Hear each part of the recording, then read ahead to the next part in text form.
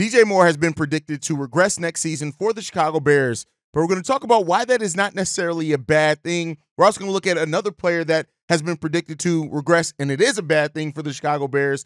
Then we're going to take a look at how DeAndre Swift overcame the soft label and Jaylon Johnson's most recent comments on Caleb Williams. All that and more right after this. You are now tuned in to Chicago Bears Central, your number one place for all Chicago Bears news and content. What's going on, Bears fans? Welcome to another episode of Chicago Bears Central, your number one spot for everything Chicago Bears related. I'm the host there, Haize, but more importantly, you guys can follow the channel at Chi Bears Central on every social media platform we happen to be on. With that being said, let's go ahead and get into the content for today. So I want to start this off by Pro Football Network had a list of one player from every team that could regress next season. And in that list for the Chicago Bears, they picked DJ Moore. And part of the reason why they did that is not because of DJ Moore, them doubting DJ Moore, or him having any type of negativity around him. It's more so because DJ Moore is coming off a career year, but then on top of that, the improvement of the Bears' overall wide receiver core is a big reason why that. When you look at the arrival of Keenan Allen, when you look at Rome Odunze, when you look at that, they predict that DJ Moore is probably going to have less targets than what he did last season, and that could actually be a big thing for him, right? A good thing for him. So even though DJ Moore was picked by Pro Football Network to regress, it's actually a good thing overall for the Chicago Bears offense. And we've talked about before, the wide receivers themselves have talked about it, the race to 1,000 over this wide receiver core. Caleb Williams is going to have tons of weapons at his disposal next year. And it's not even just the wide receiver core. You look at DeAndre Swift catching passes out the backfield. You look at Gerald Everett. You look at Cole Kmet. There's going to be a lot to spread around, and that is something that Shane Waldron does love to do, is he loves to spread the opportunities around in that passing game to get everybody involved. And because of that, it's not a bad thing at all to talk about the potential of DJ Moore's numbers regressing, but his impact. That's the thing overall. It's not just about the numbers. Yeah, the numbers of over 1,300 yards receiving, 8 touchdowns, an average of 14.2 yards per reception, the 96 receptions, all that is great, right? And DJ Moore very well could still get over 1,000 yards, and I do predict him to do that, by the way. But when you look at the added firepower that the Chicago Bears team is going to have offensively, especially in that passing game, that's going to be – go ahead and turn off the other light. That's going to be an important thing over the development of this team and how well-rounded this team is offensively. We're not going to be a one-trick pony. We're not going to be a team that you can just zero in on one of our wide receivers. So we already talked about how the predictions like of Rome Odunze, Keenan Allen, and DJ Moore have been by multiple outlooks of them having over 1,000 yards each. Those numbers of DJ Moore last season, all career highs in receptions and yards and touchdowns, they could come down a little bit. And Cole Kmet as well, who had a career year at 73 receptions, 719 yards as well. So the Bears adding the veteran in Keenan Allen, who's going to get his fair share of targets and probably over 100 receptions as well. You add in Rome Odunze with that, the 9th overall pick. It's an easy pick if you're going to look at regression per the numbers for DJ Moore to regress a little bit. Yeah, he's going to regress potentially number-wise. But the fact that DJ Moore isn't done, the fact that he is still in his prime, the fact that you're adding a veteran in Keenan Allen who just finds a way to be productive, and you're adding the young Rome Odunze to that, the regression, number-wise, isn't something you need to overall be worried about. It honestly, it could help to keep all those guys a little bit fresher, healthier, and add more versatility. Shane Waldron has already talked about how he wants to use the depth that we have at wide receiver to take advantage of mismatches and exploit some things. And that's the position that this Bears team is in. So picking DJ Moore to regress isn't a negative thing at all. It's actually very positive, and it shows, again, the outlook of this team and that where we sit right now overall. This is a Bears team that is building some expectations for themselves and around the league. And the talent that we have now is something that everybody is seeing and taking notice of. But overall, we got to continue to develop. We got to continue to be able to attack, and we got to see how this team is going to grow and overall, take advantage of what they have here. So let me know what you guys think on that. But with that said, so Parker Hurley wrote an article backing off this article from Pro Football Network and talking about regression, and they actually brought up that while DJ Moore has been listed as Pro Football Network as a potential to regress, but positively, Parker made this argument that what if Jaylon Johnson does regress and it's not positively, right? We know that this cornerback core, the secondary that we have, is really good, right? But then you got to also look at how Jaylon Johnson really performed in the second half of last season. Not that he ever performed bad, right?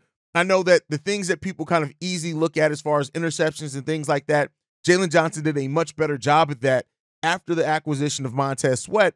But Parker Hurley's asking here of how much would it impact the Bears secondary and the defense overall if Jaylon Johnson was to take a step back, not be positive, right? So, and that's a question when you look at to it. And so Jaylon Johnson being somebody that you may be a little bit worried on taking a step back. You know, people have disagreed on how impactful Jaylon Johnson is because they look at that interception total and getting turnovers and things like this. And I've always looked at like the completion percentage when quarterbacks throw towards him, which also been really good. But people Parker in this article asked a legitimate question saying the fact that Jaylon Johnson went from 1 interception in 3 seasons to 4 just last year and a pick 6 like that, is it a reality that Jaylon Johnson is going to have as strong of a year as how he finished it? And to answer that question, I'll say this. Jaylon Johnson, to me, regardless of interceptions or not, I know that's the easy thing to look at, is a top 10 cornerback in this league. I don't doubt that. Now, overall, I will say that the numbers of a cornerback are kind of hard to judge and just look at the box score just outright, because there's a reason why some quarterbacks don't pass to certain cornerbacks or to that area that they're guarding, because they're just that damn good. When you look at Jaylon Johnson's numbers last year, 36 total tackles, 31 of those being solo, 1 fumble force on top of that, the 4 interceptions he had, the 1 touchdowns, and the 10 passes deflected on top of all of that. Listen, Jaylon Johnson had a great year last year as a cornerback. But to say that you're worried that if he's going to keep that up, I then look at what Jaylon Johnson has done over the course of his NFL career. He's never had less than 35 total tackles in that. Yes, he's had years of him not getting any interceptions. We know that he had 1 his second year in the league and didn't have any until last year as well, other than that. But this is always a guy who has always kept the completion percentage low to him. The passer rating and passing to Jaylon Johnson has always been low as well. Jaylon Johnson is a really damn good corner, and you can keep doubting him if you want. I understand some of the doubt.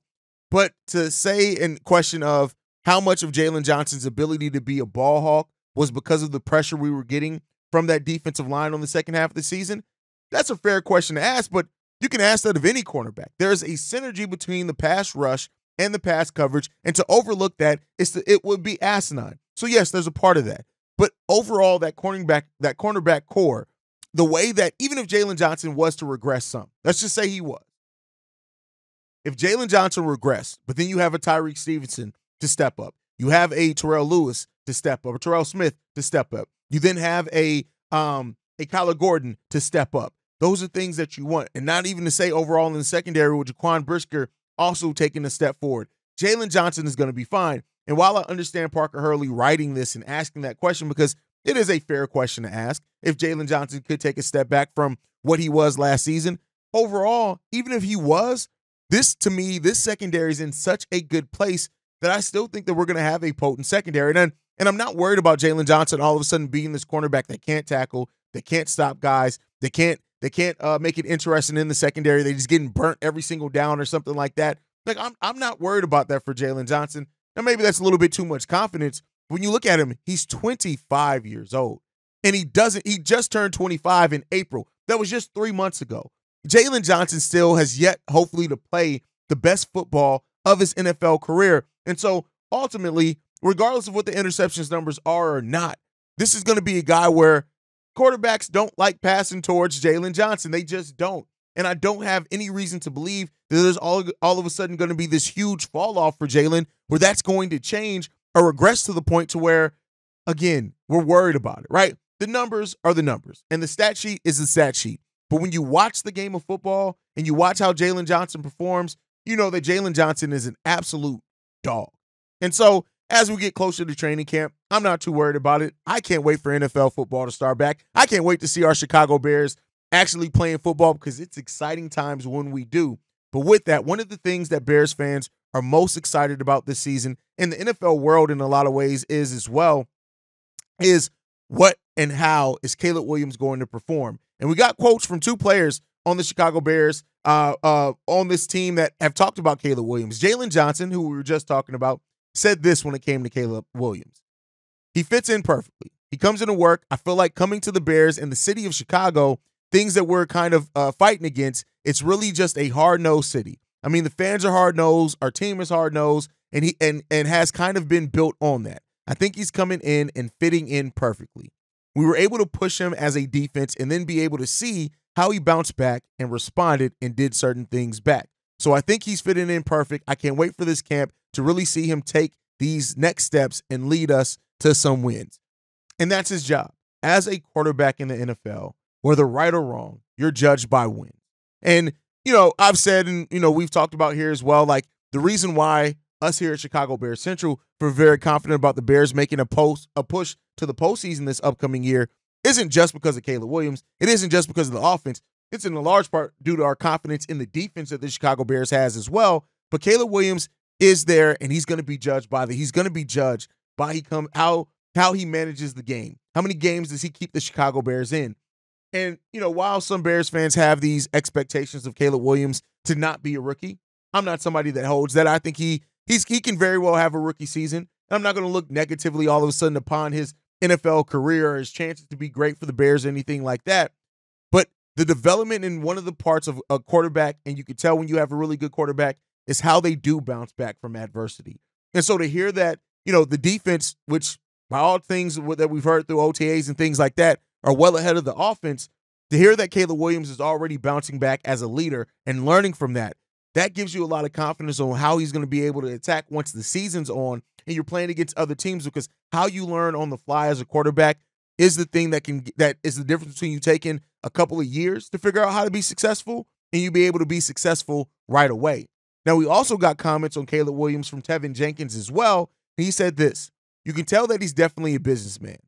The way that he carries himself everywhere, he doesn't let the outside noise get to his mental. It's good he can do that, especially in Chicago.